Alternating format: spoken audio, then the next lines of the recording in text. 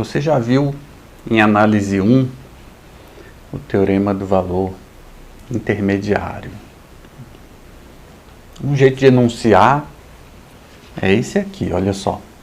Uma função f que sai de um intervalo, isso é importante, de R em R, que é contínua, né?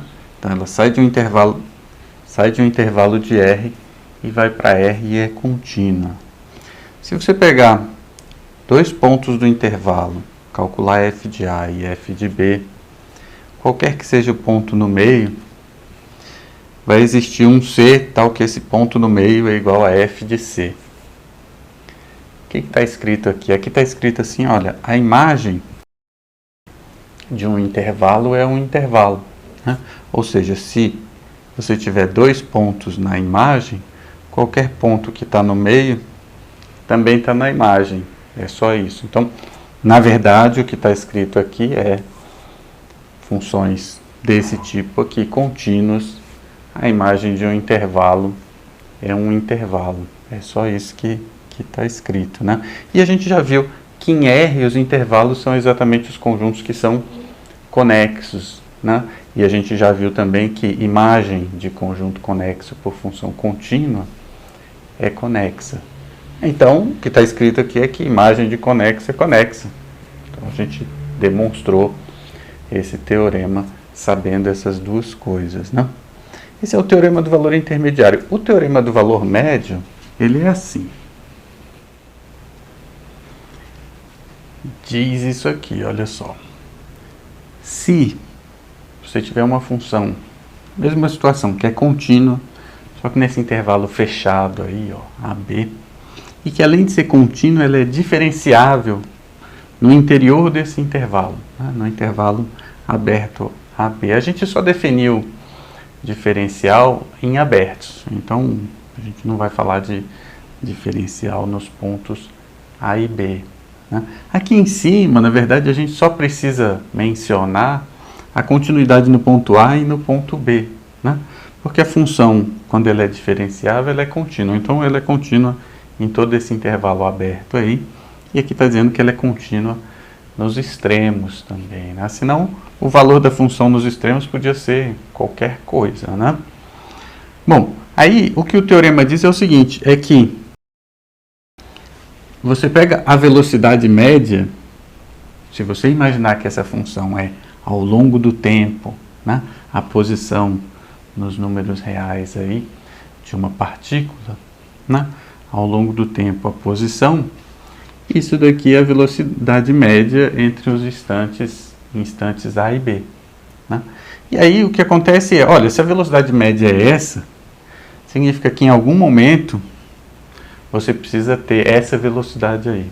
Você não pode ter só velocidades maiores e menores sem assumir essa velocidade, né? Se sua velocidade for sempre maior, a velocidade média vai ser maior. Se sua velocidade for sempre menor, a velocidade média vai ser menor, né, do que um certo número, né? Então, velocidade média maior que um certo número, perdão, velocidade sempre maior que um certo número, então a velocidade média vai ter que ser maior do que esse número, né? Claro, aqui, quando eu falo número, não é o módulo da velocidade, porque se a velocidade ficar negativa, né, estava positiva e ficou negativa, isso vai diminuir a velocidade média, né? Bom, então o teorema diz isso, que tem um determinado instante que você assume essa velocidade, né? E aí, deixa eu fazer um desenho. Eu coloquei aqui os instantes de tempo A e B, uma reta que tem exatamente esse coeficiente angular ali, ou seja, ela representa uma outra partícula que sai num instante de tempo igual a A do mesmo lugar que essa função f, e ela vai com velocidade constante, e no instante de tempo t igual a b, ela está de novo no mesmo lugar que f, né? Andar com velocidade constante, né? E a f, na verdade, por exemplo, essa daqui do gráfico, ela começa com uma velocidade que é maior do que essa velocidade média. Ela vai mudando a velocidade. Em algum momento ela está com uma velocidade que é menor do que essa velocidade média, né? Está apontando assim, enquanto a outra está assim. E o que o teorema diz é que em algum momento ela tem que assumir uma velocidade igualzinha à velocidade média, né? Uma coisa assim, né? Então, bom, esse teorema ele tem um quê assim de teorema do valor intermediário, né? Parece inclusive que dá para demonstrar facilmente com o teorema do valor intermediário, porque você diz assim, olha, se a função assume valores maiores e valores menores, né? A derivada assume valores maiores e valores menores, porque no momento que ela corta aqui, né? Se a derivada é diferente, não sei, você vai tentar fazer o argumento, mas a velocidade vai mudando, fica igual, né? Tá maior, fica igual e depois fica menor. Então, tem um quê assim de teorema do valor intermediário, mas eu queria chamar a atenção para o fato que a gente não assume nas hipóteses do teorema que essa derivada aqui é uma função contínua, né? E dizem, por aí eu nunca vi, mas dizem que existem funções que têm derivada em todos os pontos e que a derivada não é contínua, né? A função é contínua onde ela é diferenciável, né? Mas a derivada pode não ser uma função contínua. Dizem, né? De qualquer forma, se isso for verdade, não dá para demonstrar só com o teorema do valor intermediário aplicando nessa função f' aí simplesmente porque ela não é contínua, né? O que a gente faz normalmente é pegar essa função f aqui, subtrair dela essa outra função, essa linha reta e essa φ. A gente faz essa diferença, constrói uma função que é a função g, né? A derivada desse cara aqui é essa constante. E a derivada da f menos essa constante é a derivada da nova função que a gente está construindo, que eu vou chamar de g. O que acontece é que, como a f é contínua, a g vai ser contínua também. E uma função contínua em um conjunto compacto, ela é compacta do lado de lá, portanto, ela assume um valor máximo, né? E um valor mínimo, certo? Bom, aí você usa isso, tem que se preocupar um pouco com os extremos serem os valores de máximo e de mínimo, mas você usa isso para concluir que num ponto de máximo, se aqui dentro a função assumir um valor máximo, então ela vai ter que ter derivada nula, né? Nos pontos de máximo, a derivada é nula. E o que a gente quer é que essa nova função g tenha derivada nula, né? G igual a f menos φ. Então você faz assim. O que acontece é que tanto em A quanto em B, essa função g aí assume os mesmos valores, né? Então, se ela assumir tanto o máximo quanto o mínimo em A e em B, como eles são iguais, significa que a função é constante o tempo inteiro. O máximo e o mínimo da função são iguais, né? Se a função é constante, então a derivada é zero, que é isso que a gente quer, né? A gente quer mostrar que a derivada da g em algum ponto aqui no meio é zero, né? Porque a derivada da g é justamente a derivada da f menos esse número aqui, né? E aí, bom, se a função não for constante, significa que ela assume ou um máximo ou um mínimo nesse intervalo aqui. E aí, quando é ponto de máximo e ponto de mínimo e a função é diferenciável, então a derivada é igual a zero, né? E aí, pabam, a gente mostrou o teorema do valor médio, né? Eu queria chamar a atenção para o seguinte: normalmente, ao invés de escrever assim, eu acho que assim tem muito mais significado, né? Físico, assim, geométrico, você falar desse quociente e escrever a coisa assim. Mas as pessoas preferem, até porque o que acontece se B for igual a A, né? Você pode falar isso tudo aqui para B igual a também, não tem problema, né? Aqui vai ser um ponto só, a derivada. Se bem que aí não tem derivada, né? Bom, mesmo que B não seja igual a A, as pessoas preferem escrever assim, ó.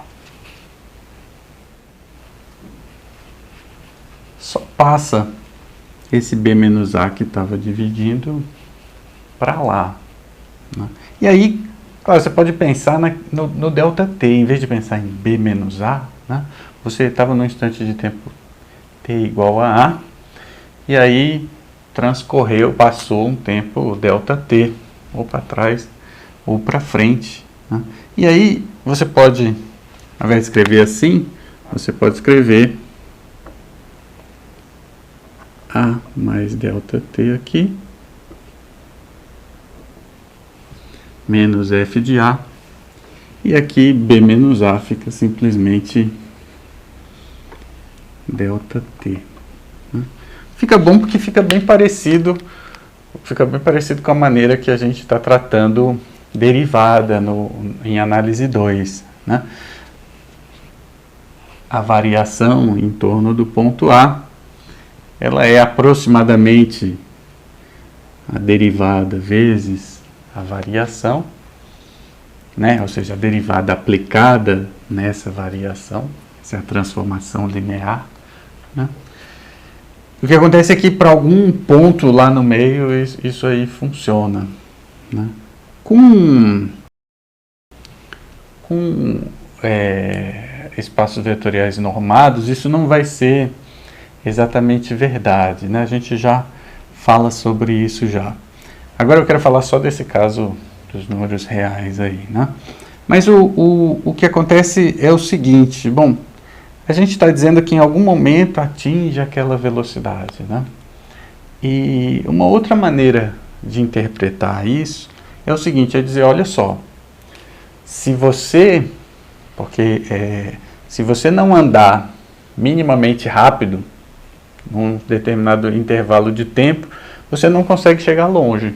É isso que está sendo dito, né? Porque se em pouco tempo você chegar longe, quer dizer que sua velocidade foi alta, né? E o que o teorema diz é que para a velocidade média, dividindo de novo aqui, perdão, para a velocidade média ser alta, quer dizer, para você conseguir chegar longe, para esse cara aqui estar longe, né, num determinado intervalo de tempo, essa velocidade aqui tem que ser grande. É isso, né? Você andou um tempo curto e você andou muito. Então, em algum momento, você teve que estar andando rápido. A ideia é mais ou menos essa, né? Então, o teorema do valor médio, sim, ele dá esse ponto onde a função, né, a derivada, quer dizer, a velocidade é exatamente a velocidade média, no caso de funções de R em R, né? O teorema dá isso para você. Mas também é muito importante esse fato de que você não consegue ir muito longe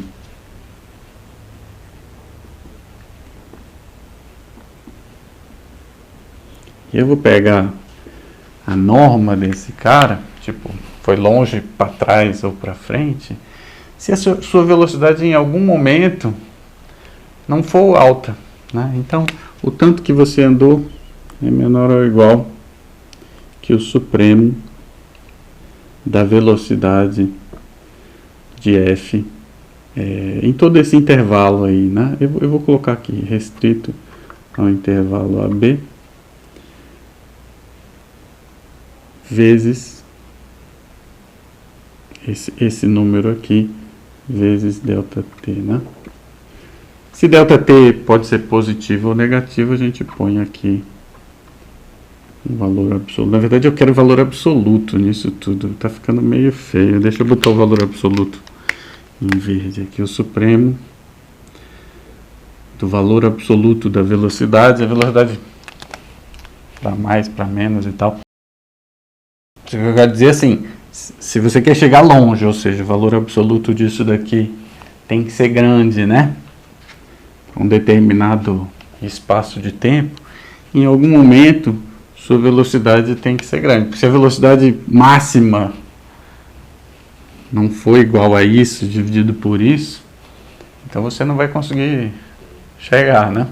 Se a velocidade máxima fosse sempre menor do que esse quociente aqui, você não vai conseguir chegar a tempo, certo? Eu não estou dizendo para você correr, ok? Então, você precisa programar a sua viagem para você não precisar chegar tão rápido, porque para você chegar rápido, em algum momento você precisa andar rápido. É isso que diz a desigualdade do valor médio, né? Então, esse valor absoluto é menor ou igual que o supremo, né? A velocidade média, se você passar esse cara dividindo, né?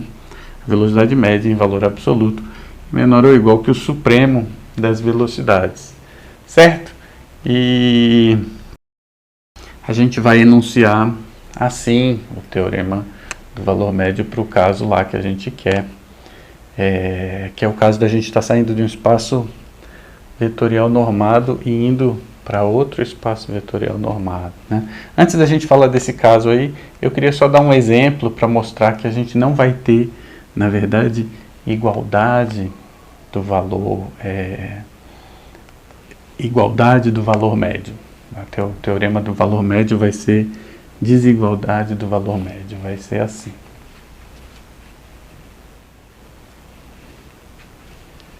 Uma função que é uma trajetória aí de uma partícula, vou chamar de φ, que no instante de tempo A está em algum lugar, no instante de tempo B está em algum outro lugar, né? Isso vai em R3. Né? É um exemplo só com desenho, sem conta. Eu não sei fazer essas contas não. Mas é o seguinte, no instante de tempo t igual a A partícula estava aqui, ela foi andando, fazendo uma espiral assim e chegou ali. Né? Esse vetor, a diferença desse ponto para esse ponto, é um vetor assim.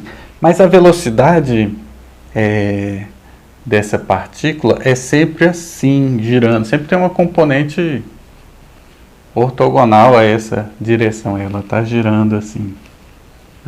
Então, nunca fica a derivada, a velocidade dessa partícula nunca aponta na mesma direção que esse carinha ali, né? Então a gente nunca vai ter uma igualdade do valor médio, né? A gente nunca vai ter